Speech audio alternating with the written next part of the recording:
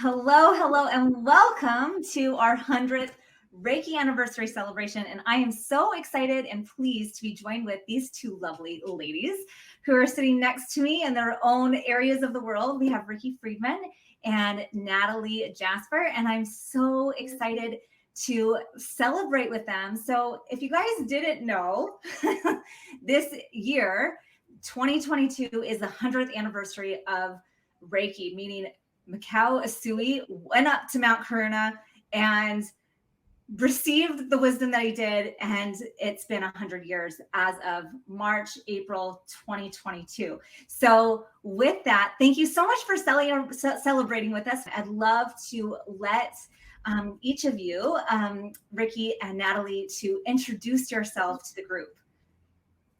Ricky, you go first. Oh, okay. Hi, everyone. I am so thrilled and excited to be here and be part of this awesome trio. So my name is Merrill Friedman.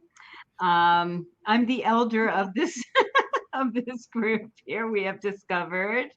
I'm a physical therapist by background, so I have a very traditional medical background of hands-on healing in another realm. And I own a Reiki center in Harrisburg, Pennsylvania called Reiki by Ricky, Reiki Space and Learning Place.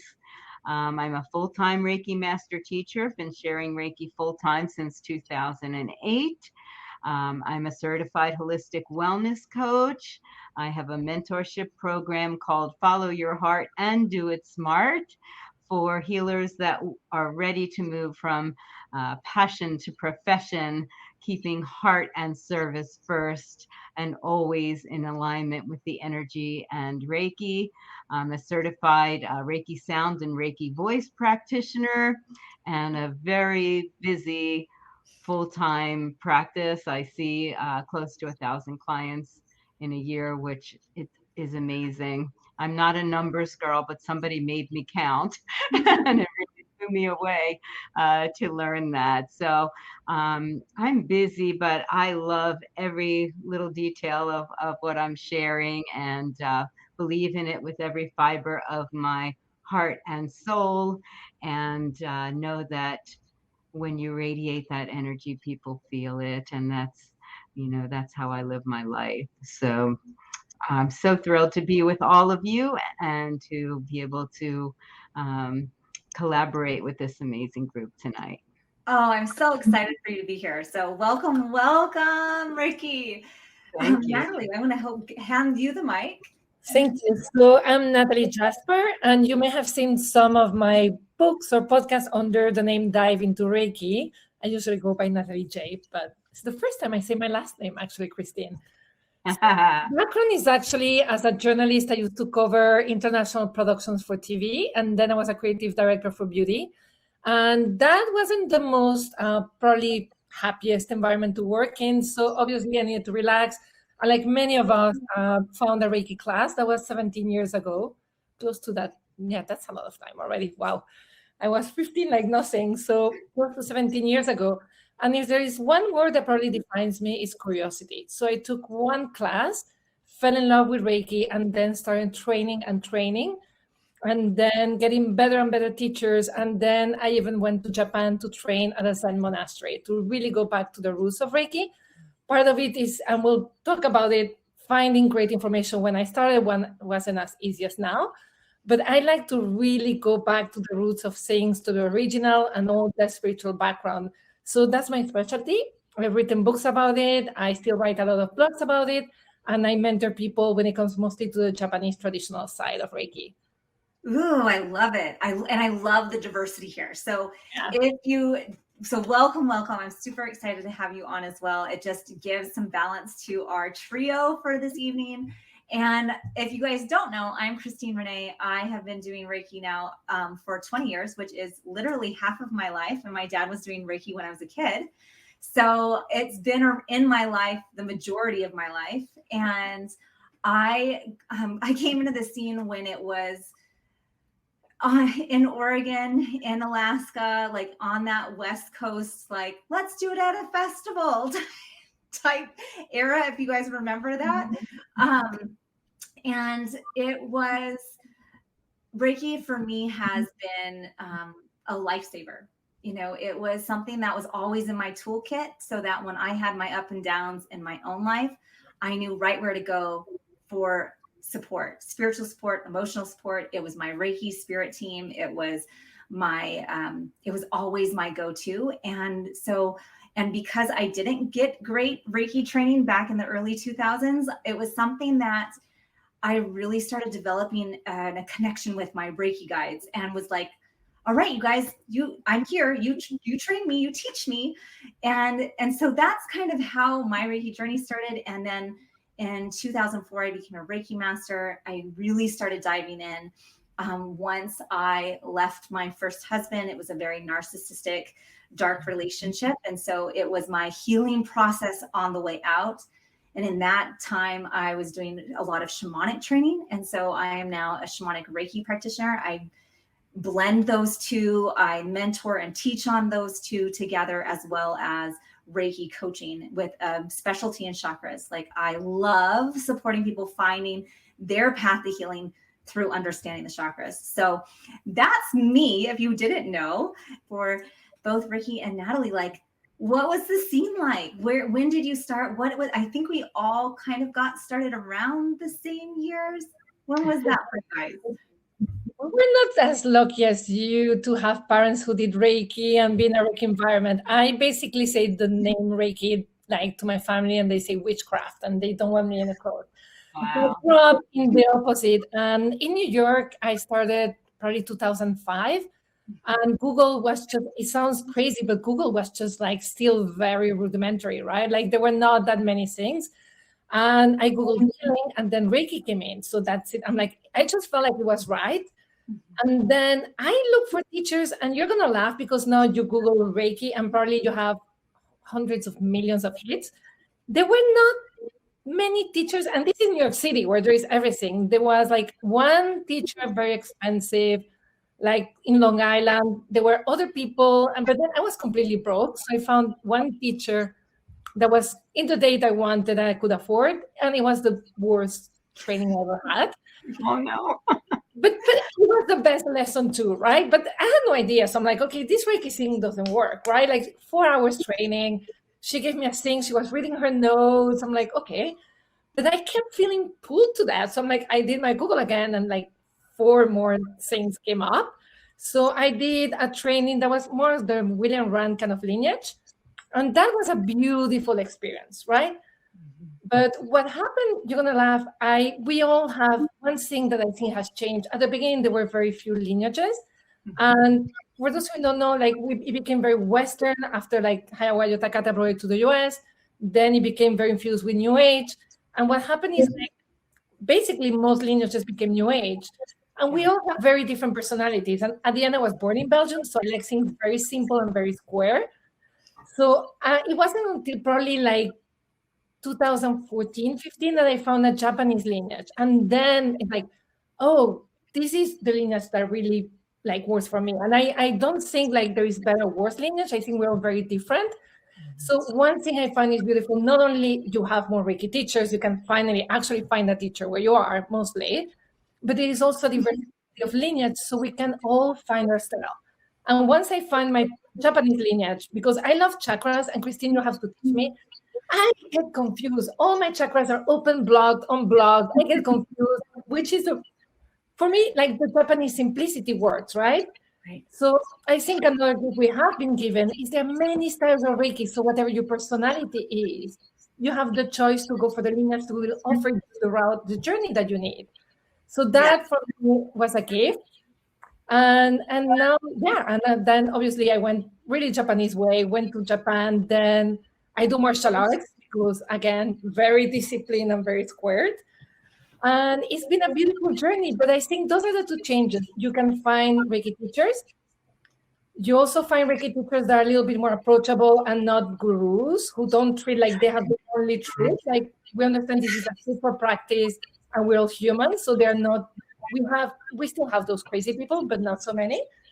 It's more affordable, which we need because most people don't have access to health services, are very expensive. So more people have access to Reiki.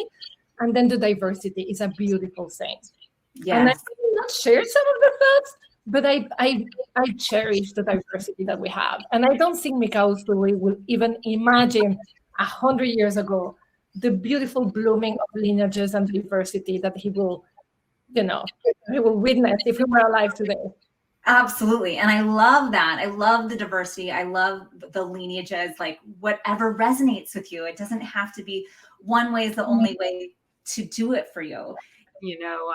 That kind of came through me, that's so simple but so profound, and it's just the source is the source, of course. And so we all kind of find our way in to that same high frequency source of the energy. And I always tell my students that your Reiki is going to teach you more than any book or any teacher ever could. You just need to put your hands on yourself and do your Reiki. I totally resonate with that. Like I tell my students all the time, the best teacher of Reiki is Reiki. Just do it. Just right, exactly. I tease. I say you can throw my manual out your car window on the way home, as long as you do your Reiki. You're absolutely. Reiki, right? So, what was the scene like for you when you entered Reiki? What was that like? So it was a very interesting introduction to Reiki for me. I was born and raised in Philadelphia, a large city, but I had moved to a small rural conservative college town. And friends of mine wanted to take a Reiki class. I never even heard the word. They asked me to babysit for their son, so I was just doing them a favor. And then they came home and practiced on me. And I was going through a very significant, challenging personal time in my life. And that first Reiki session was really intense, really profound. And I had a huge detox afterwards. And even though it wasn't easy or fun, I could tell something really powerful was happening. And this was back in 1994, by the way, just to kind of give you a sense of the timing. And so I decided initially to take Reiki for my own personal emotional healing to help me move forward with that process. Now, in this little town that I was living, no one knew of Reiki at all. So as I moved forward, then I very much took my time through the levels of Reiki, and that's also how I teach. I feel like each level needs time to process and integrate, and I just kind of tease that I'm not a fast food Reiki teacher. Oh my God, I love that. So, I'm feeling that one, Reiki. My the students who are attracted to be with me, honor and respect that. And so I actually moved through to Reiki master teacher over the course of maybe about 4 or 5 years. And I received my first Reiki table actually as a gift, and started in a room in my home right off the front door. And I actually used the rainbow, speaking of the chakra colors, as my theme, because to me it represented not only the energy centers, but the bridging of the gap between traditional medicine and complementary medicine, and Western and Eastern. So I actually hand stamped every business card with a rainbow so that my energy went into each card, but that's how small it was in the beginning. And then someone opened a little wellness center on Market Street, which is the main street in that little town, and asked me to come share Reiki there. And I was really not sure how it would fly, because no one in that community even knew the word Reiki. And they were having reflexology and massage, which are, although complementary, are much more well known. However, like I said, I believe in this with my heart and soul, and that energy radiates. So I started to, do some education and share some mini sessions, and the Reiki practice started to take off there, which just totally was amazing to me. I still continue to do physical therapy work, and I very, very gradually made the transition for less and less physical therapy work and more Reiki. By the time I was guided to move to Harrisburg, which was in 2008, I was only doing 2 or 3 mornings a week of physical therapy, and the rest was all Reiki, which in that little town, in retrospect, was absolutely amazing. I was just putting one foot in front of the other, but looking back, that was a pretty big accomplishment. So when I first started teaching Reiki, people would come to the Reiki 1 classes and, really not be sure what the path was at that point. And so, I had the most people in Reiki 1 and less people in Reiki 2, and really very few people moving forward to the master level. So a really significant change through the years was that, people started, coming to Reiki classes knowing that they were drawn on this path and wanting more, to the point now where, the master classes are getting busier than they ever were before, because people really, it's getting more known, of course, and people really know how much the world needs this, and we need it, which is always the first step for our own personal healing. Yes. And so, The popularity alone, I feel like, has so shifted in the last 20 years. That end of itself, just being able to have the term be mainstream or on the news or in a crossword puzzle that you posted the other, I was like, and we're finally getting there. we're making it. So when I entered the scene, so I didn't get my Reiki level 1 until 2002, but my dad was doing Reiki when I was a kid. Now he was an engineer. So he was a traditional engineer who was like very closed-minded. I grew up Catholic. And I feel like this is an important part of the story because back in the late 1980s, he got trained in Oregon. And there was a monastery of a convent, and all of the nuns were doing Reiki. So this was back when it was Pope John Paul II.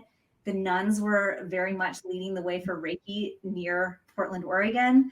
But my father's teacher was a Japanese woman who had come from Japan. Wow. So his stories are very different than what I knew when I got trained. But some of my earliest memories was standing in the Catholic Church as probably like an 8-year-old, and my father asking the priest for permission to do Reiki and getting the permission. And it was this very quiet hush-hush thing. Like, it was not done openly. It wasn't done in the public. My dad always did it behind closed doors. I don't think he's ever practiced on me when I was a child, but he practiced on my brother who had lost his foot in a car accident and he had a lot of knee pain. Mm-hmm. And so I would listen to the door thinking that I could hear Reiki. And I did, because my brother's knee would crack and pop and like pop back into place.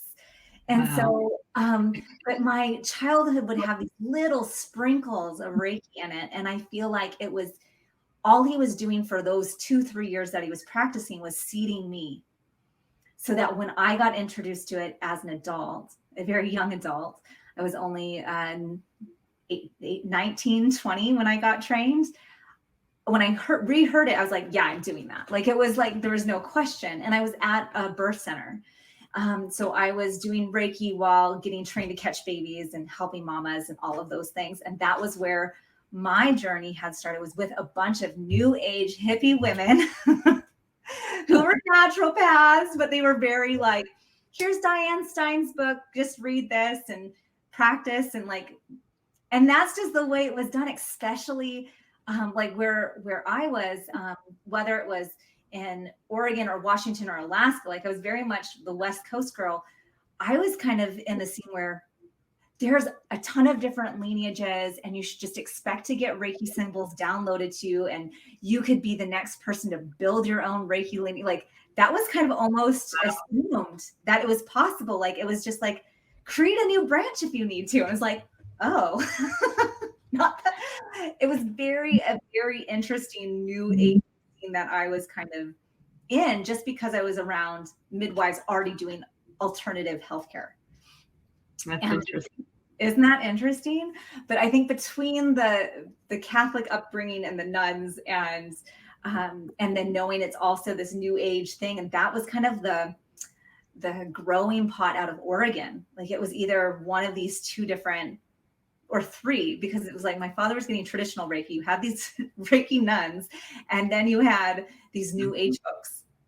And so Interesting. it was very interesting thing to see and to be witness to, and then also when I got my training, it was very much the abbreviated version. Here's a manual, just go practice. And so when I did my master's in 2004, I was then in Montana, which is where I'm now, different town, but it was very much like, here's a 3-hour training, a master 2 minutes, see you later, and never Wow. from them again. Yeah. Yeah, Very, very different. right? Very different. And at the same time, I'm appreciative. I can give gratitude for that experience, because now I'm the over the top teacher who my Reiki masters is like 20 hours, so it's very different. And, but I needed those experiences to be the teacher that I am today. Right. Mm-hmm. And to really lean into, how do I want to teach and how do I want to support, and knowing that it doesn't have to look like the way my teachers did it, because I can see the error in their practices. Mm-hmm. I think what happens is, because again, we have more teachers, which is great. We have more trainings, but also we have less understanding sometimes, right? So people are confusing the attunement with the practice, like, or the initiation, if you call it, like, oh, the only thing you need is initiation. Well, if you don't know how to practice, like, the initiation is almost like if you have a car, you push it, and yeah, it will go on and it will transform your life. But if you don't know how to run the car, that energy from the initiation or attunement is going to slow down, right? So I think that is like, sometimes I wish, okay, great, we have more people, great, we're spreading the voice, but also, can the same way we expanded lineages, expanded amount, can we expand the understanding, and also empower people to practice after giving them the initiation, and not confusing an initiation with a practice and a whole system of tools. Yes, exactly. It's very like, and I think for me, once I started wanting to teach and take and have a practice, I was like, no, we're redoing things. We're going back to the basics. We're studying and really getting comfortable with how I want to hold space for someone. And I too am very love, like, I want space between all of the different levels. When it's level 1, this is about your self practice. We don't have to worry about anyone else right now. and it wasn't until the last few years that I really started looking at like the true history and how it's been so kind of mangled in some of the early books that we were given in the early 2000s. Like this is ridiculous. We'll just throw away that book. Oh, this is silly. Yeah, that's why I could never just give someone else's book. And that was my challenge in becoming a teacher, because this was back before computer time, right? So we had typewriters, and I typed, like this. And so the thought of creating a manual was just so daunting for me.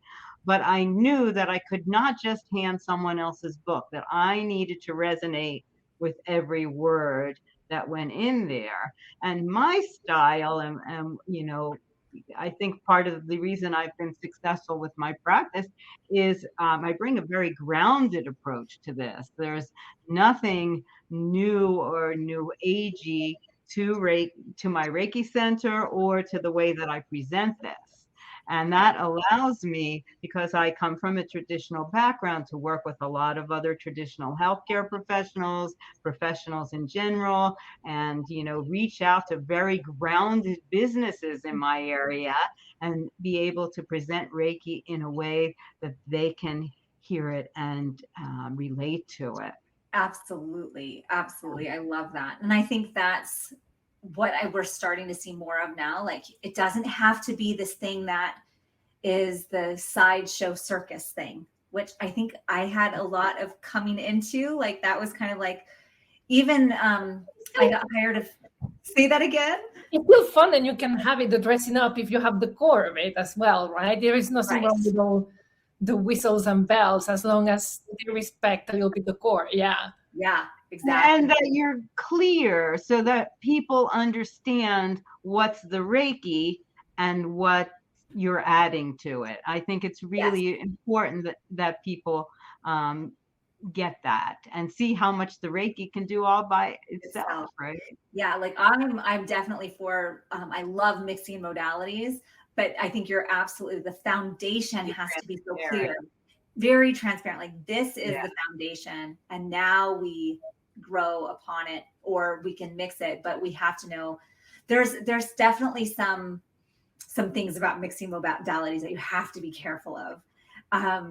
For example, if you're mixing modalities with, let's say, a body talk or some other healing modality, well, what's Reiki? Are you infusing the Reiki into the practice, or vice versa? And Reiki's got to be the lead, in my opinion. It's because it's what's going to keep it clean. It's what's going to keep it clear. And for me, when I do Reiki, it's very much like I just get out of the way. Like that's the point. We're getting out of the way. If we get out of the way, then Reiki is guiding the whole session. And so, and then as other things pop in, like for my practice, it's very shamanic. Then if all of a sudden I'm seeing a power animal, it's like, oh, but Reiki is still predominant. It's the thing that's guiding us forward in the session. So, yeah. And it sounds like the clients know that when they come see you, they're coming for a shamanic Reiki experience. Exactly. You know, it comes, to me, they're coming for Reiki. And yes, I have these other tools in my toolbox, and we can, talk about integrating those. But for those first few sessions, I try to convince people to just have a pure Reiki session and let them experience the shifts that happen from that. And then we can play and add in some Reiki sound and Reiki voice, or, whatever. I think the beauty of now is that we're better at communicating Reiki. And I think for me, it's the core, as you said. Like when I see Christine, I'm super clear what she does. I'm super clear of what you do. And most people, because I blog so much and I'm very vocal about my style, also know. So the same way there are more teachers, now you get the students you have, right? I see teachers like fighting, or sometimes people like, oh, I don't know. We're by communicating clearly who you are as a teacher without feeling bad about your style. Like this is your style. I think what you allow is actually the right people to reach you, because like, I honestly, like, I don't mind having a session with a poor animal. Like, like I cannot say mine because it's secret. I know I don't practice that. But like sometimes I want to try, for me, trying other experiences at other lineages give me insight into my own practice. And if I'm feeling like in my very Belgian style, I go to Ricky's, right? Like, so I think the beauty of this, there is no right or wrong. Again, as you said, Reiki is very clear. We're holding the space. We're not doing things. We're not the ones doing the healing. And we communicate clearly our style, because I'm the same person, we want different things. And honestly, I do encourage, even if like I'm like super Japanese and I train mostly in Japanese, I sometimes go to some things that are completely different from my own modality with a very open mind. There is always the critic, like we don't do that in the Japanese lineage. But very open-minded, because many practices are the same in terms of energy, and what changes are the words. Absolutely. But I get fresh insight, like, oh, they see this as this. How do I see it in my own lineage? So I get a deeper understanding of my own practice. So that's why, like, I think we have to go for our own, like, obviously our preferred style, but sometimes just go rogue and try something different. But do check the background. Don't go for those classes of people who train in a certificate and they have like 6 months experience. Like, if you're going to go rogue, try to go for something really that people has a nice training, and go with a very open mind and try to get insights into who you are. Don't get confused on your practice either. Yeah, exactly. And I feel like, oh, if you have that solid foundation, that's a really great place to go play. Yeah. Right. And Good that's point. it. Good point. Solid foundation first. That is a very good point. Yes, and you may find, something or other that resonates with you that works with what you're already sharing. Yeah. So, And that's the way Mikao Usui created these, right? He was like, oh, let me do a little bit of Negai Buddhism. Oh, let me do a little bit of mountain monk things. Oh, look, there are those sutras in Sanskrit. They have like this spell. Let me try that one. Oh, let me do 21 days meditation, right? So actually took, when you think about Reiki, it's a lot of simplified esoteric Buddhism and other Japanese practices like Shinto. So even himself, he took, but again, he worked and he did it seriously. He just didn't create Usui Reiki in 2 months and marketed it, right? He did the work, and I cannot emphasize that. But what he did was not, let me get an insight from this, and let me make it accessible to the people, right? Because most Japanese people could not read all those sutras with the characters and all those things I don't even want to think about. I cannot understand them in English. So he did the work, but Reiki comes from that that very personal experience and that practice, and then he created something. So I think, as you said, he had a solid foundation. He practiced, as you mentioned, Reiki, right? We have to practice solid foundation, and then sometimes get out of our comfort zone, and that's the way we grow, right? Like go, and perhaps it's not our Reiki. Perhaps I do it with martial arts and my crazy sourcing, even though I'm like really bad at it, right? Or I did it by going to the monastery, like where I could understand how people can be alone in a mountain and nobody kills them. I grew up in Venezuela.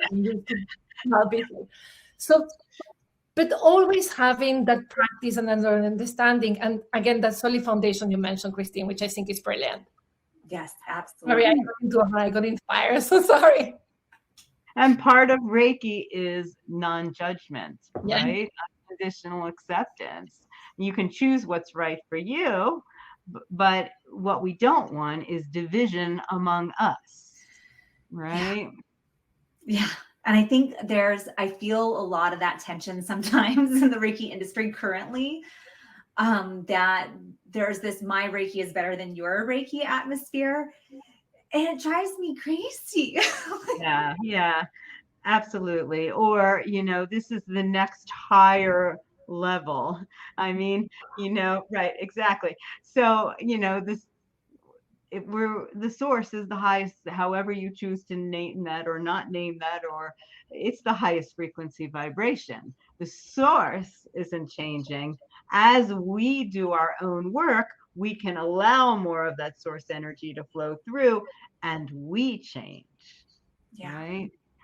And my personal feeling, and this is just a Reiki thing, is that Reiki guides each of us personally, and I don't feel the need to start Reiki because I trust that process will happen for everyone.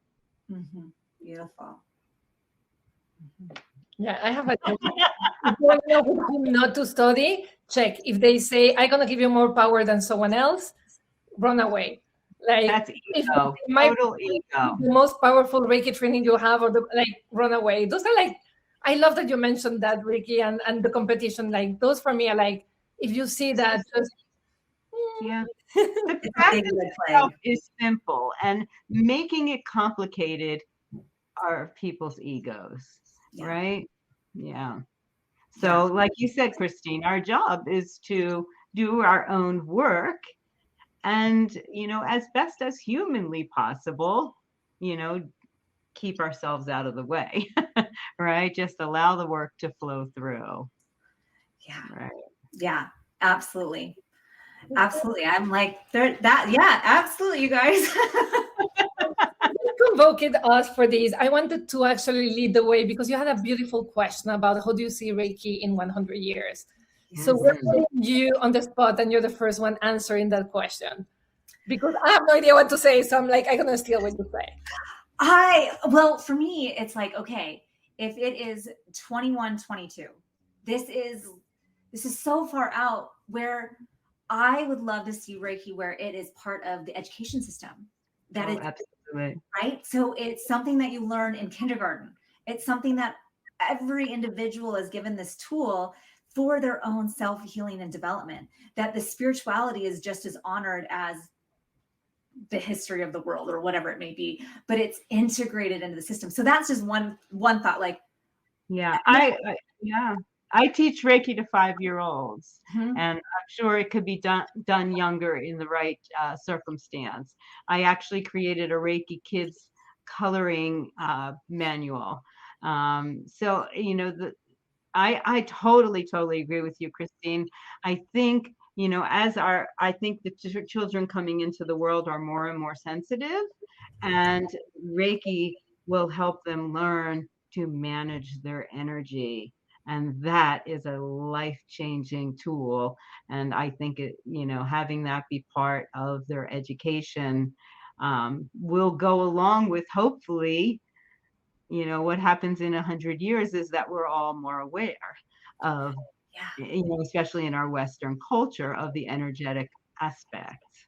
Exactly. I feel like if that was seeded at a young age, like I recognize the difference even from between when I grew up to now, where I have a 9-year-old and she's like, let's do the meditation on Netflix. And I'm like, that was not a thing when I was growing up, right? No. And so it's like they're coming in with this drive, with this awareness, with their parents having done a lot of generational healing work. I think 100 years from now, the generational trauma is going to be it will hopefully be cleared out, so people aren't being triggered all the time by one another, because the abuse is non-existent, because Reiki is coming in at a young age. And that when someone's sick, everyone's like, well, have we looked at it from this energetic perspective, or this have we supported them in a spiritual light? Like, I would love to see more of like an integrated, holistic conversation when it comes to healthcare. And I think that's possible in 100 years. Yes, it absolutely is. I mean, I would like to even take that a step further. I'm just like going wild in my imagination. And even based on what's happening today in the world, I think part of the lessons of a lot of the stuff we've been going through and continue to go through is to try to help people be more aware of this oneness of the entire global community. So let's say within the next 100 years, we actually get that message, that people feel and know the oneness as our deepest truth, right? So if that is the environment that we are in, and we already know that we already are Reiki, right? The attunement is us helping us to remember the truth of who we already are. In that oneness atmosphere, everyone will already know that truth. Yeah. So we already all will be aware of Reiki. There almost won't be a need for attunements, because the attunements is the remembering process, right? But we will know. So we will still need to, learn the tools of the practice of Reiki, so that we can, be mindful of managing our energy in the world. But we will all be able to hold our own energy without giving away our energy or taking on anyone else's energy. And there, in a oneness atmosphere, it will be total, unconditional love, no division. And that's in my biggest, highest, grandest vision, what I would hope to see. Funny, like sometimes we compete with science or not. I do love all these very spiritual scientists. And when I read about quantum physics, there's a beautiful book called The Quantum and the Lotus, and Buddhism and quantum physics agree exactly. I think there was one thing they didn't agree. And so for me, what I hope is that science will actually demonstrate that this is not just us being woo-woo, that there is actually something, and that will allow to spread, as you say, to everybody. My fantasy is probably like do distance sessions with people on the moon. I think that would be pretty cool, since there is no distance. Because I do think, I'm probably a little bit less optimistic than you. I do think this planet is going to take a little bit of time, and perhaps we'll have a little bit less life, but hopefully will be a healthier life. So we probably will expand. So I hope Reiki not only goes from Japan to the world, but from the world to whatever worlds. And hopefully we'll take care of those worlds in a beautiful way from these learnings. I think for me, the only thing is for now, the first step, as I see it, is my wish for the next 10 years, which is not 100, sorry, I'm cheating, is how can we make Reiki accessible to the population who needs it the most, right? Right now, and I'm talking from New York, there is a cost to Reiki, and again, I'm not saying very high class people, but you do need, probably the most underprivileged people don't have access to Reiki training, and also to have the right mindset to have training. So for me, I think the first step, like for example, when I think of refugee camps, when I think of my neighborhood, like Harlem, that sometimes people cannot afford healthcare or therapy, but they could have a tool like Reiki. When I think of the country I grew up, Venezuela, which is a freaking mess, right? And there is, again, collapse, no electricity sometimes there is no running water, violence. And I think, how can we make now Reiki the beyond the moon, which I really love that in 100 years, how can we make sure as practitioners, we make this reach populations that are in dire need of it, but because of lack of awareness, because of lack of funds or anything, they're not. Like, my dream is like, can they send us with the Red Cross and go to the freaking refugee camps around the world, right? We should have Reiki practitioners. We should teach people in the refugee camps. They have headaches and they have no aspirin. I'm not saying it's going to save like someone lost a leg, but they can help. It can help bring well-being and comfort. And I think that will be the first step. And then hopefully, by those populations, as you said, they're very traumatized. And by giving them the tools, that trauma also improves as well, right, in future generations. So that's my fantasy. Like, first let's start with underprivileged, and then I'm going to the moon. Yeah, absolutely. I love it. And, I love the idea of like, how can we get it to the underserved? And for something that I'm trying to happen in Montana is getting it accessible through Medicaid. And we're trying to take like this little backdoor approach. So it's these peer counselors for alcohol and addicts. So the peer counselors are getting trained and they want to get it covered, the training get covered by grants, and that these peer counselors are now getting covered by Medicaid insurance.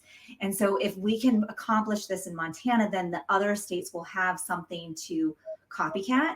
And the biggest thing that the biggest run-in for the Reiki trainings is that they need ethics included. I'm like, well, that's not hard. We can include an ethics class. That's not hard. And so it's looking about like, okay, healthcare is a human right. How can we make healthcare accessible to all? So like, we have industry standard right now where healthcare is not an equal human right. At least in the US, it's not. And for a good portion of the world. And so when can we say like healthcare is a priority, and then how can we integrate these other alternative healing modalities where they're covered? If it's for us, if it's like, oh, we're going to take this little backdoor approach and get the peer counselors who are working with addicts trained and approved to teach and to support with Reiki, who knows what will happen. And I would love to see the US have its own American Reiki Association, which we don't have here, where any lenient is welcome, and that we can have dialogues. Like every state have its own cohort where there's a state association and then there's representative that goes to the US, and that we're all setting like the standard in a way. So I feel like there's so much room for expansion, and that's the way I feel about it. It feels like this is heart expansion for the world, for where we hope Reiki to go. I want to see it infused in all of the different industries, the healthcare industry, the food industry, the government. Can we please have, instead of a Department of War, a Department of Peace? Like, how can it be infused in all of these different avenues to really support the healing of the world? It's funny. Some people are like, I will never give Reiki to a politician. I'm like, I wish like every politician had to go for 5 hours of Reiki sessions a week. We'll have such a better government, right? Like, I love that you want even the government to have it. Yes. Why not? Like, they can take it or leave it. I mean, Reiki doesn't work if you're not open to healing. It doesn't work. You hit a door, and everyone has free will. Everyone has free will, and if it's like here and available to you, I don't know how many nurses and vets and military people I have trained over the years, and I'm like, Yes, please. Yes, please. We need, I don't know how many burnout ICU nurses I have worked with over the years. And I'm like, we need more healers. And why not at least give them a taste of like, this is a possibility. Yeah. And so even if they're coming at it from their heart space of like caring for the patient, of like receiving Reiki themselves and hopefully just emitting that Reiki energy as they do their work, they're not going to be stressed out. They're not going to be traumatized by what they see. All of those things have this unfoldment, right? Many times they come to Reiki because, or many people in general, but healthcare people tend to be that nurturer, caregiver personality. So they think they're taking Reiki for the benefit of others, which of course it is, but they realize how much they need it for themselves, like you said. Yeah. And I think, Ricky, you bring a very important thing. Like, at the end, global peace starts with inner peace, right? So maybe also understand you don't only train in Reiki to help others or to offer sessions. Reiki One, the main mission is self-practice, self-healing. Because if everybody did a little bit of their healing work, and again, I'm not saying by yourself, you will have the support of others. But if you really took into your hands, like, okay, how can I become a little bit happier and calmer? I'm not even saying like great or improving, because we're like fine as we are, but just like, how can I just be a little bit more at peace and with who I am and accepting of who I am and more compassionate towards myself? I think the world will be already a very different place, right? Thank God we do have Reiki practitioners that help us. But if we all had like that tool of Reiki to work a little bit, we'll go a lot faster, and we'll have that world that you two both believe in. And I'm like, yeah, I'm a Scorpio. Yeah. I mean, energy increases exponentially. It's more than 1 + 1 + 1 = 3. So, you don't have to have a Reiki practice. You don't even have to ever put your hands on anyone else with the intention of Reiki. You're going to be radiating that energy, and you will be a healing presence in the world. And the more and more of us, this is how I envision it when I teach, the more and more of us that do this, eventually the light will overcome the less than light. Mm-hmm. And I love that switch is going to flip. So, that's, who knows who's going to attune that next person that's going to be that one, that what they call the 100th monkey syndrome, when all of a sudden the culture just changes. Yes. And I believe in that vision. Yeah. And I believe it's possible. And I think it's because I see my own children and how different they are and the culture that they're growing up in. Even in a small, tiny town in Montana, I feel like if they talk about Reiki or they talk about esoteric things, they're not as quickly shut down as they would have been when I was a kid. Yeah. I mean, even when I first moved to Harrisburg, which is that's a capital city, no one, and this was 2008, no one mentioned the word Reiki.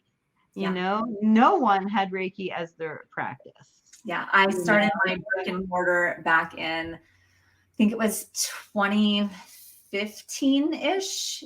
And I opened up my doors, and I was in a town of like 38,000 people in a red state. I didn't know if it was going to be possible, but I held space for the possibility.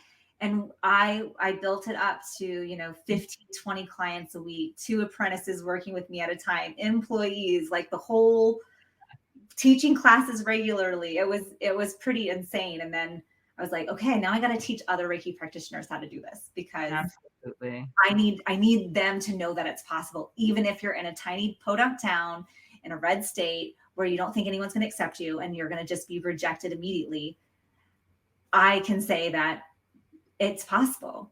And I love that. You can do it too. Yeah, are mostly in our head. So I used to teach until recently like corporate meditation class, right? And I'm talking about a sales force of mostly guys, right, in their 20s, which is not your usual Reiki target, or advertising agencies that that are going through stress. And I will teach them mostly Reiki meditation, some of them martial arts, but mostly Reiki meditation. I just said Japanese meditations. And they love them. They love them. Some of them were doing hands-on healing. It's like, oh, this feels so good. Why? Oh, well, because you're bringing mind and body. So sometimes we limit, we think, oh, we expect people to be the Reiki type. Right. And when you learn people to just pose and to be mind and body in harmony, which is at the end, is at the bottom of the prisms, right? Shinshin Kaizen, that's the whole meaning of it. And to just be breathing, just being aware of where they are. Everybody wants that, right? So when those people ask me what is Reiki, I don't give them the other chat I may give you, Christine or Reiki. I just tell them it allows you to be less angry, less worried, and feel more grateful and compassionate. Everybody wants that, and no one says no. So I think sometimes we think nobody wants Reiki practice, but actually we just need to tweak sometimes the language because everybody wants to feel less angry, less worried.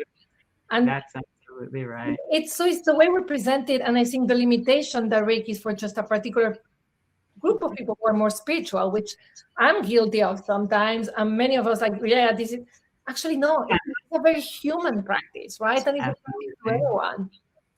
Yeah, I love that reminder. On the benefits, like you said, you use different languaging, but it's the same thing, balance, stress management, inner peace. I mean, who doesn't need that in today's world? Everyone does. And everyone can relate to that. Yeah. Yeah. So more teaching, more spreading of Reiki, more introducing it to our youth, to our children, so that they're getting the seeds planted. And we're going to manifest a beautiful world that's influenced and honoring of that Reiki energy that is ready to be standard. A standard. That's what I want Reiki to be in 100 years. I want it to be the standard. Right.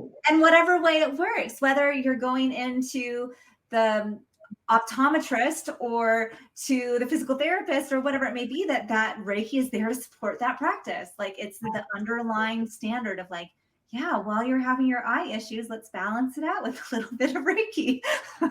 I can dream.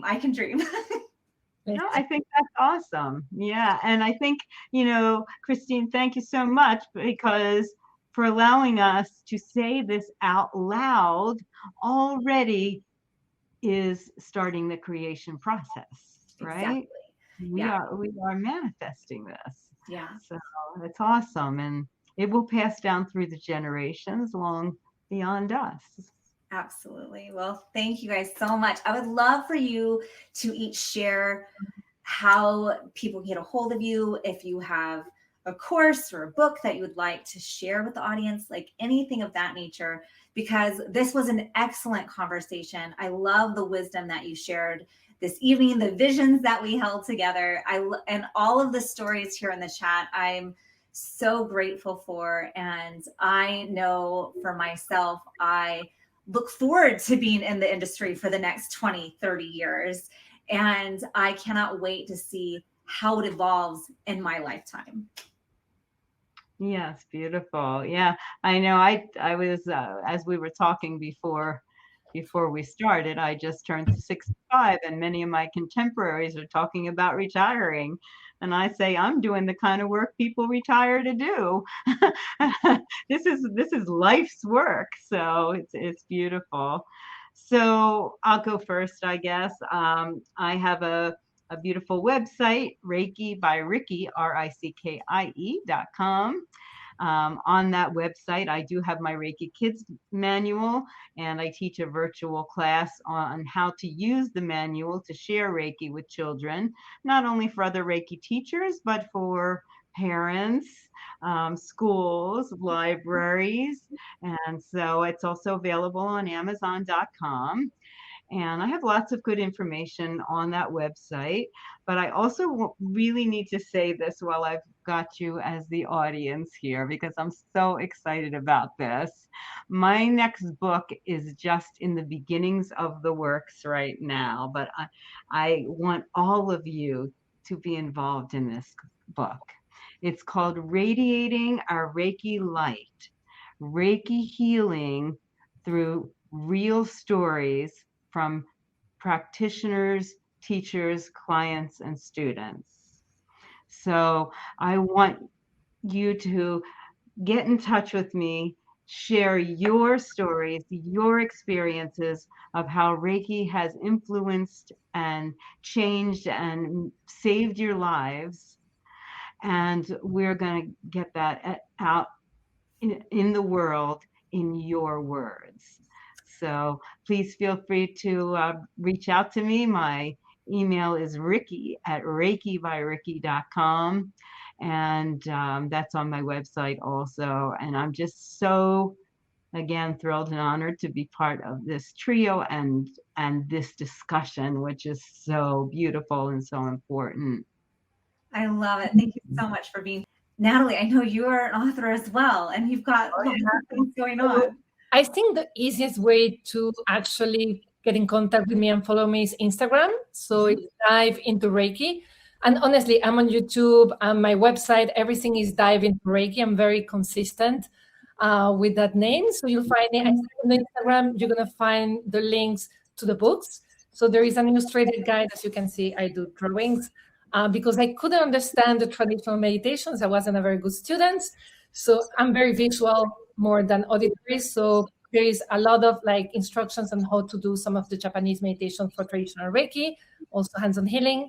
There is a book that I wrote in partnership with someone who knew about chakra, about Reiki, probably the most Japanese perspective on Western Reiki healing. So all of those you can find on Amazon. And most of it, like I love sharing information on Instagram, as you two do as well.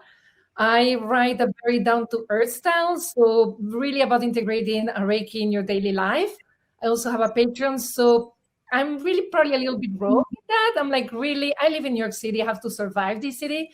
So every information I give is like how to survive a subway, crazy rat attack. No, not so much, but it's really about bringing that Reiki into your everyday life, into work, family relationships. And I keep learning and learning and learning. So I really enjoy that.